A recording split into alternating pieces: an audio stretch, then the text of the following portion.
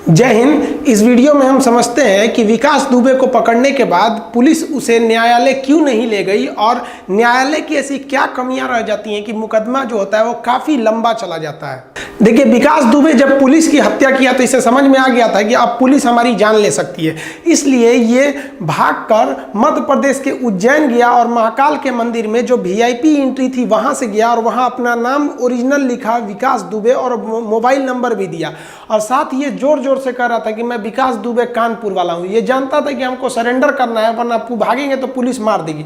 लेकिन जब मध्य प्रदेश पुलिस के आगे ये सरेंडर किया और यूपी की एसटीएफ स्पेशल टास्क फोर्स, वो पुलिस के ही कुछ अच्छे जवानों को निकालकर सिविल ड्रेस में भेज दिया जाता है ताकि वो किसी खास काम को कर सके, तो एसटीएफ को सौंप दिया गया। लेकिन एसटीएफ जब इसे ला रही थी तो अचानक खबर आई कि कानपुर के पास इसकी गाड़ी पलट गई है, इसने कई पुलिस वालों पे हमला किया और बंदूक लेके छीन के भागने की कोशिश की, जिसमें पुलिस इनकाउंटर में विकास दुबे मारा गया। हालांकि गाड़ी पलट गई, इसमें कई लोग कह रहे हैं कि भैया जो टोल प्लाजा के पास से गाड़ी गुजरी थी वो विकास दुबे उस गाड़ी में वो दूसरी गाड़ी थी और जो गाड़ी पलट गई है वो दूसरी, यानी इस गाड़ी में विकास दुबे नहीं था। तो पुलिस का कहना हम लोग बीच में गाड़ियां चेंज करते रहते हैं, कोई बात नहीं, जब बाबा रामदेव पलट सकते हैं तो ये गाड़ी पलटने की क्या जरूरत। खैर, ये पुलिस के आगे आप नहीं जीत सकते हैं। हिंदुस्तान में किसी की भी सहानुभूति नहीं है, कोई ये नहीं कह रहा है कि ये इनकाउंटर करके पुलिस ने गलती किया, वो अलग बात है। लेकिन हाँ, अगर पुलिस इसी तरह मन बढ़ते रही और किसी नाहक किसी बेगुनाह का भी इस तरह से इनकाउंटर किया जा सकता था, इसलिए पुलिस को सारा पावर ना देके कोर्ट को दिया गया। लेकिन यह कोर्ट इतना लंबा प्रोसेस लगा देती है कि पुलिस जघन्य अपराधियों को कोर्ट तक जाने से पहले जानबूझ के मार देती है।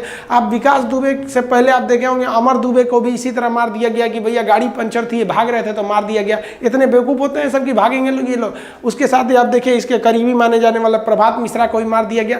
आखिर न्यायालय में क्या गलती होती है जो न्यायालय किसी अपराध की सजा सुनाने में इतना लंबा समय लगा देता है कि अगर आप जाइएगा तो डिस्ट्रिक्ट कोर्ट में जाएंगे, फिर हाई कोर्ट में, लास्ट डिसीजन आएगा आपका सुप्रीम कोर्ट में। यहां तक पहुंचने में आपको 20 साल लग जाते हैं सुप्रीम कोर्ट में।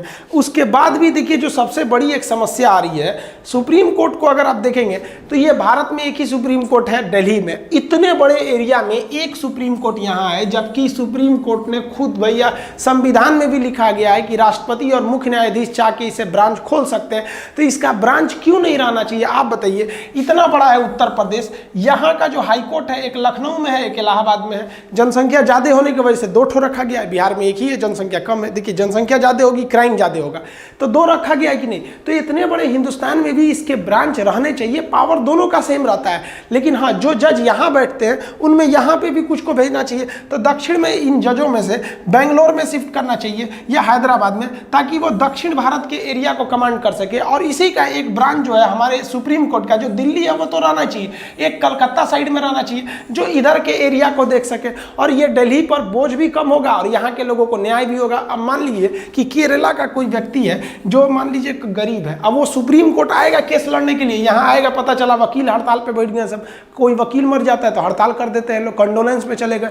बूढ़े बूढ़े वकील हैं लोग, महीने में 20 दिन इनमें कंडोलेंस ही चला जाता है, कभी हड़ताल हो गया, पब्लिक मारी जाती है। इस चक्कर में न्याय नहीं मिल पाता है। देर से मिलने वाला न्याय अन्याय से कम नहीं होता है। हम लोग को लगता है कि नहीं कोर्ट की गलती है, कोर्ट की भी गलती नहीं है। इनकी जजों की संख्या इतनी कम है कि एक जज के ऊपर, सुप्रीम कोर्ट के एक जज के ऊपर कम से कम अगर आप देखेंगे तो लाखों मुकदमे। अब एक जज के ऊपर लाख लाख मुकदमा रहेगा, कहां से वो भी सुनेगा। अगर आपसे पूछे हिंदुस्तान में सबसे अच्छा डिपार्टमेंट कौन है तो आप कहेंगे हमारी आर्मी, एयरफोर्स, नेवी, यानी हमारी सेना है। तो सेना अच्छी क्यों है? क्योंकि उसका संगठन काफी अच्छा है। जो सेना जिसे हम लोग समझते हैं वो सेना इन्फेंट्री होती है। हम लोग पैदल सेना को आर्मी समझते हैं, ये इन्फेंट्री, ये लड़ाई लड़ती है इन्फेंट्री। लेकिन इन इन्फेंट्री के पीछे पूरी बहुत बड़े ग्रुप होती है, एक सप्लाई ग्रुप होती है। ये क्या खाना खाएंगे, इनको गोली लगी कि नहीं लगी, इनका गोली घट गया कि नहीं, मतलब इनको क्या चाहिए, ये जिम्मेदारी सप्लाई ग्रुप का होता है। ये टेंशन फ्री लड़ते हैं, इनको पता है कि मेरी सप्लाई ग्रुप को पता है कि कितनी हमको एमुनेशन चाहिए, क्या चाहिए, और सप्लाई ग्रुप युद्ध के मैदान में पहुंच के उनको खाना पहुंचाती है, गोले बारूद पहुंचाती है। इन सप्लाई ग्रुप को कहां से पता चलता है घट गया कि नहीं, तो वो सिग्नल ग्रुप का होता है। इनको टेंशन नहीं रहता है कि इनका नेटवर्क भाग गया कि नहीं, नेटवर्क नेटवर्क है या नहीं है, ये सिग्नल ग्रुप का काम रहता है। सिग्नल कोर वहाँ ऑटोमेटिक सिग्नल लगा देती है, टावर खड़े कर देती है अपने ट्रक के ऊपर। इनको एक दूसरे डिपार्टमेंट का अपना खुद का काम होता है। अब जैसे मान लीजिए यह गोली से वहाँ नहीं काम चल रहा है तो वहाँ पे आर्टिलरी फायर करना है, तो आर्टिलरी एक अलग डिपार्टमेंट है। तुरंत ये इन्फेंट्री कहेगा कि भैया डायरेक्ट नहीं इंडायरेक्ट फायर चाहिए, पहाड़ की उस बार से सेलिंग आ रही है तो आर्टिलरी फायर होगा। आर्टिलरी से काम नहीं चलेगा तो स्ट्रेटेजिक फोर्स के पास भेजा जाएगा, मिसाइल मारेगी यहाँ पर।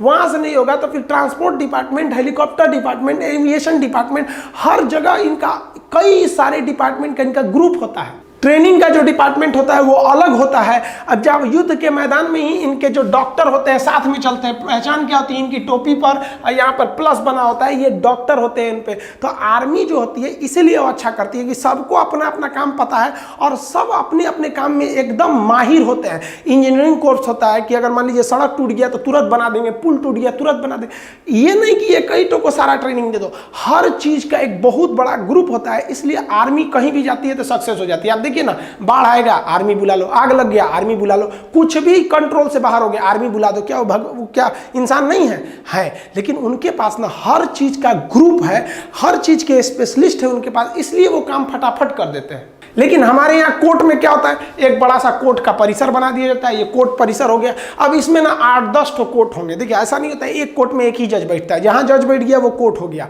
उसका एक हॉल टाइप का होता है। तो एक डिस्ट्रिक्ट कोर्ट में लगभग 30-40 जज बैठे रहते हैं, वो अमूमन होते हैं। छोटा जिला रहेगा तो 15-20 भी होते हैं। तो एक कोर्ट, जैसे एक फ्लोर पे मान लीजिए ये हो गया, एक कोर्ट हो गया, यहाँ पर 2 कोर्ट, ऐसे करके कोर्ट बना दिए जाते हैं। और इसमें क्या होता है, 2 तरह के मुकदमे डाल दिए गए। एक दीवानी मुकदमा जो धन दौलत से, पैसा से रिलेटेड होता है, एक फौजदारी जो मारपीट से होता है।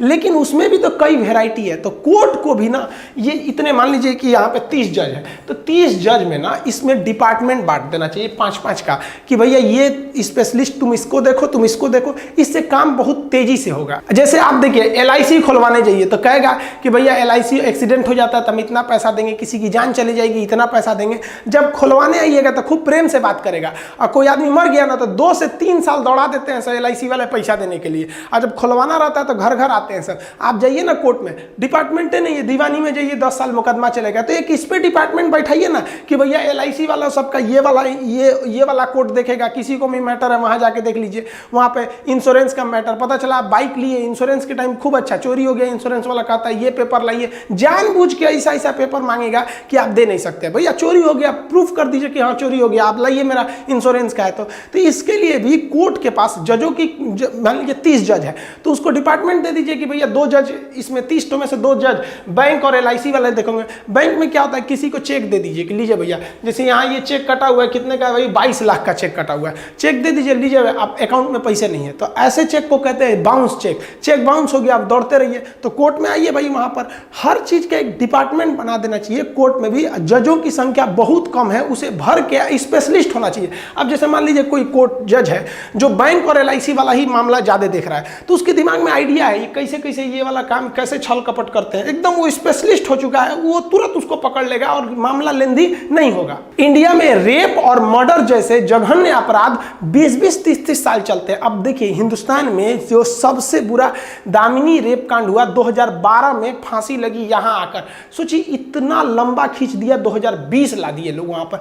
इतना लेट क्यों हो रहा है? तो कोर्ट को भी करना चाहिए कि भैया जो जज हैं, जो मान लीजिए 30-30 जज है सर, 2-4 जज को स्पेशलिस्ट करा कर दिए कि भैया ये वाला जो कोर्ट है इसमें रेप से रिलेटेड मामले सुने जाएंगे। एक कोर्ट बना दीजिए, 10-15 जज उसमें डाल दीजिए कि भैया ये मर्डर के लिए, और एकदम टाइमलाइन डिसाइड कर दीजिए कि रेप और मर्डर जैसे जघन्य अपराध को 1 साल के अंदर फैसला सुना देना है। और जज लोग को एकदम टाइमिंग दे दीजिए, नहीं डेली का डेली। ये क्या कि आज जनवरी में तारीख पड़ेगा, अब आइएगा जून में। तो ये दोनों मामलों पर 1 से 2 साल बहुत होते हैं अगर आपको तुरंत कार्रवाई पे करना है तब। अब ये पुलिस को पता था कि विकास दुबे को ले जाएंगे ना तो 10 साल लगा देंगे यहाँ पर, उससे अच्छा मामला निपटा दो। रोड एक्सीडेंट में देखेंगे तो रोड एक्सीडेंट भी 2 तरह से होते हैं, एक लापरवाही से, एक गलती से। ऐसा नहीं है कि केवल आपकी लापरवाही, कभी कभी गलती से भी हो जाता है। कभी गाड़ी में कोई गड़बड़ी आ गई, एक्सीडेंट हो गया। अगर लापरवाही से हो रहा है तो सजा ज़्यादा दीजिए, और थोड़ी सी मान लीजिए गाड़ी में ही कुछ खराबी है तो उसमें सजा थोड़ी सी कम रहनी चाहिए। तो अब मान लीजिए कोई जज है, मर्डर भी वही देख रहा है, LIC भी वही देख रहा है बेचारा, बैंक भी देख रहा है, आपका रेप कांड भी देख रहा है, दहेज वाला भी देख रहा है, सब देख रहा है, तो उसके दिमाग में ना एकदम मतलब पूरा बोझ भरा हुआ है, उसके ऊपर प्रेशर ज़्यादा है। लेकिन अगर स्पेशली कोर्ट रहेगा कि नहीं इस पर एक्सीडेंटल मामले देखे जाएंगे, तो उसको पता है कि डेली डेली एक ही जैसे मामले आते हैं, तो समझ जाता है कि भैया ये ऐसे वकील इधर से उधर घुमा रहा है, हमको टाइम बर्बाद कर रहा है, तुरंत डिसीजन इससे तेजी से आएगा। आप एक अलग कोर्ट लगा सकते हैं डॉरी सिस्टम दहेज के लिए। आप देखेंगे दहेज पर बहुत ज़्यादा जुल्म भी होता है और कई महिलाएं इसका मिसयूज भी करती हैं, उनको किसी और वजह से कोई दिक्कत होगा सीधे केस कर देंगी दहेज का है। तो जज अगर स्पेशलिस्ट रहेगा तो पकड़ लेगा आराम से। अब आप मान लीजिए पुलिस डिपार्टमेंट है, पुलिस डिपार्टमेंट बहुत करप्शन है, पुलिस डिपार्टमेंट आपको कुछ भी नहीं किया है, फंसा दिया, तो पुलिस के खिलाफ आप कहाँ कीजिएगा? कोई कंप्लेन करने की जगह रहना चाहिए कि नहीं रहना चाहिए? तो उसके लिए भी एक अलग कोर्ट रहना चाहिए। हमारे यहाँ ठेकेदार लोग सड़क बनाते हैं, नालियां बनाते हैं, टूट टाट के बर्बाद हो जाता है। ठेकेदार कितना गलत सामान मिलाया है आप देखते हैं, लेकिन करेंगे क्या? कहाँ जाके कंप्लेन कीजिएगा? कोई है ही नहीं है आपको सुनने वाला। वहां के लिए कोर्ट रहना चाहिए, वो तुरंत इस पर इंक्वायरी करना चाहिए। और गवर्नमेंट को तो नियम बना देना चाहिए कि आप जिस राज्य के निवासी हैं आप उस राज्य में ठेकेदार नहीं हो सकते हैं। जिस तरह से आप जिस राज्य के निवासी हैं वहां के राज्यपाल नहीं हो सकते हैं। अब यूपी के आदमी को यूपी बिहार में ठेकेदार नहीं बनना चाहिए, उसको आपको ठेकेदारी लेना है तो जाइए कर्नाटक में, वहां आपका दबदबा सोर्स पैरवी सब खत्म हो जाएगा और पब्लिक को फायदा होगा। तो ये गवर्नमेंट को करना चाहिए कि भैया आप यहाँ के राज्य के निवासी हैं तो अगल बगल वाला राज्य को छोड़ के 2-3 राज्य को बाकी हर जगह आप ठेकेदारी लीजिए। इससे ऑटोमेटिक जो है करप्शन कम हो जाएगा। और रोड जैसे मान लीजिए बन गया, अब रोड बनाने में ठेकेदारों को भी अभी जो इंडिया गवर्नमेंट को उसमें करना चाहिए कि भैया आप जो रोड बना रहे हैं ये अगर 10 साल टूटता है तो मेंटेनेंस का काम आपका है। मेंटेनेंस डिपार्टमेंट हर डिस्ट्रिक्ट में होना चाहिए। अगर कहीं सड़क टूट रही है तो अब इसकी जिम्मेदारी आप पुलिस डिपार्टमेंट को दे दीजिए, क्योंकि पुलिस हर जगह आती जाती रहती है। पुलिस का एक और काम रहेगा कि जाते वक्त अगर आपका कहीं से सड़क टूटा हुआ है तो आप उसको रिकॉर्ड कर लीजिए कि कहाँ का टूटा है, और जो मेंटेनेंस डिपार्टमेंट है उसको बताइए और वो बता देगा भाई ठेकेदार को कि आपने ये सड़क बनाया था अभी 10 साल नहीं हुआ, रिपेयर कीजिए। 10 दिन के अंदर नहीं कीजिएगा तो फिर कोर्ट देखेंगे और कोर्ट तुरंत मांगेगी भाई 10 दिन में नहीं किए तो फाइन दो। तो हर चीज का एक स्पेशलिस्ट हो जाने से ज्यादा अच्छा होता है। आप इंडिया में जाइएगा किसी भी डिपार्टमेंट में, वहां पैसा चलेगा। आप जिस जगह के रहने वाले हैं वहां का आवासीय प्रमाण पत्र बनवाने में आपको 20 दिन लग जाएगा। अगर कोई व्यक्ति मर गया है ना तो उसके परिवार वाले को मृत्यु प्रमाण पत्र लेने में 20 दिन लग जाएगा। लेकिन वही पैसा थमा दीजिए तुरंत हाथों हाथ हो जाएगा। इनके खिलाफ आप कोई ऐसा कोर्ट है जहां आप स्पेशली जा सकते हैं कि भ्रष्ट अधिकारियों के खिलाफ आप अपने यहाँ जाइएगा, टाउन एरिया में जाइए, तहसील में जाइए, बिना पैसा खिलाए कुछ नहीं हो सकता है। तो इनके खिलाफ आप कहीं नहीं जा सकते क्योंकि पता ही नहीं है आपको जाना कहाँ है। जाइएगा आपके खिलाफ, इन लोगों के खिलाफ करने तो 20 साल आपको मुकदमा लड़ना पड़ जाएगा यहाँ पे। तो ये बहुत दिक्कत होता है। तो इसके लिए गवर्नमेंट को बहुत कड़ा एक्शन लेना चाहिए। एक टाइमलाइन फिक्स कर देना चाहिए कि ये काम इतने सालों में हो जाना चाहिए, और वो टाइमलाइन पूरा करने की जिम्मेदारी आर्मी के जो रिटायर्ड ऑफिसर है उनको दे देना चाहिए।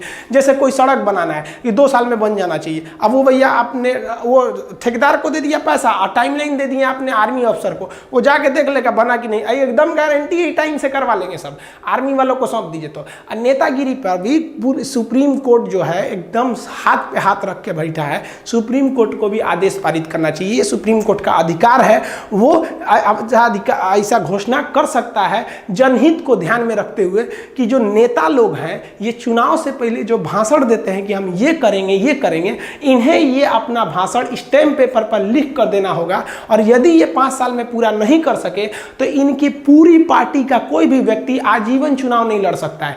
होता क्या हमारे यहाँ चुनाव से पहले भयंकर बात है, 2 करोड़ नौकरी, 100 गो स्मार्ट सिटी। हर सरकार, हम किसी एक सरकार की तारीफ या किसी एक सरकार की बुराई नहीं कर रहे हैं। आप नहीं कह सकते हैं कि हिंदुस्तान में आज तक कोई ऐसी सरकार बनी है जो अपने हर एक वादों को पूरा किया। हालांकि दिल्ली में गवर्नमेंट जो है वो जनता के लिए काफ़ी ज़्यादा अच्छा काम किया है, हम इसको कहते हैं। लेकिन गवर्नमेंट को ऐसा, सुप्रीम कोर्ट को ऐसा डिसीजन लेना चाहिए कि अगर नेता जो वादा किए हैं पूरा नहीं कर सकते हैं स्टैम्प पेपर में लिखे हुए वादों को, तो उनकी पार्टी का कोई भी व्यक्ति चुनाव नहीं लड़ेगा। इससे क्या होगा कि जो नेता सब बोल देता है सब कि हम ये करेंगे या चुनाव के बाद कुछ नहीं करेंगे, इससे हम लोग बच सकते हैं। तो ये हम ये नहीं कर रहे कि आप खूब ज्यादा कोर्ट खोल दीजिए। जो आपका पहले से कोर्ट है इसमें तो ऑलरेडी 30 जज बैठते हैं, तो आप 5-5 का ग्रुप बना दीजिए और उसमें स्पेशली बांट दीजिए कि ये बैंक से रिलेटेड मामला, ये मर्डर से, ये रेप से, ये नेतागिरी से, ये करप्शन से, ये इससे मामले को देखेंगे। और इन्हीं कोर्ट में एक और कोर्ट होना चाहिए जो इस बात पर जांच करे कि जज ठीक से कर रहे हैं कि नहीं। कहीं जजे तो नहीं मिल गया, पता चला तो सोने को जंग लग जाए तो लोग लोहा से क्या उम्मीद करेगा। और इस कोर्ट में आर्मी वालों को भरना चाहिए था, जो आर्मी के कोर्ट होते हैं सब, वहां पे कोर्ट मार्शल बोलते हैं। इससे हम एक त्वरित डिसीजन ले सकते हैं। वरना हमारे यहाँ जो न्यायालय बनाया गया, आप इस चीज को मानिए, ये न्यायालय अंग्रेज बनाए थे सब, और वो जानबूझकर इसका इस तरह से ढांचा तैयार किए सब कि अंग्रेज जब भारतीयों पे अत्याचार करते थे तो भारत के लोग गुलाम थे, डायरेक्ट लड़ नहीं सकते थे, वो कोर्ट में जाते थे और कोर्ट में 20 साल कोर्ट उनको झेला देती थी। तो ये जो कोर्ट का तरीका बनाया गया था, ये अंग्रेजों को ध्यान में रखकर बनाया गया था। और आजाद जब हुए तो हम लोगों ने उस तरीकों को हूबहू अपना लिया, ना कि उसमें फास्ट प्रोसीजर को लाए लोग। गवर्नमेंट भी बोली, मोदी जी भी कहे थे कि हमारी सरकार आएगी तो हम जजों की संख्या को बढ़ाएंगे, अलग से कोर्ट बनाएंगे जो घोटालों की जांच करे। ये सब नहीं बना पाए, वो भी नहीं बनाए इस चीज को। तो हर जगह इस तरह से देखा जा रहा है। तो अभी जो न्यायालय है वो जजों की संख्या की कमी को बहुत ज्यादा जूझ रहा है। यहाँ जजों की संख्या बहुत कम है। तो आई होप आप समझ गए होंगे। आपको नेक्स्ट वीडियो में हम समझाएंगे कि सुप्रीम कोर्ट कैसे काम करता है, हाई कोर्ट कैसे काम करता है, डिस्ट्रिक्ट कोर्ट, और डिस्ट्रिक्ट कोर्ट में भी सेशन कोर्ट क्या होता है, सिविल कोर्ट क्या होता है, और ये सब प्रोसीजर के बारे में आपको समझा देंगे। तभी आप समझेंगे कि आईपीसी की धारा क्या होती है और सीआरपीसी क्या होता है, धारा और अनुच्छेद में क्या अंतर होता है। मिलेंगे नेक्स्ट वीडियो में, तब तक के लिए जय हिंद।